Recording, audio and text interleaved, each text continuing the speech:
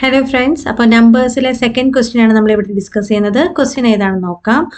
1 + 2 + 3 + etc. + 17 = dash. അപ്പോൾ ഇതിന്റെ തുക എത്രയാണ് എന്നാണ് ചോദിച്ചിരിക്കുന്നത്. ഇത് എണ്ണൽ സംഖ്യകളാണെന്ന് കണ്ടല്ലോ, അറിയാം അല്ലേ? 1, 2, 3 അങ്ങനെയാണ് പോയിരിക്കുന്നത്. അപ്പോൾ നമുക്കറിയാവുന്ന ഫോർമുലയാണ്. ആദ്യത്തെ n എണ്ണൽ സംഖ്യകളുടെ തുക കാണാൻ n × n + 1/2 ചെയ്യണം. അപ്പോൾ ഇവിടെ n എന്ന് പറയുന്നത് എത്രയാണ്?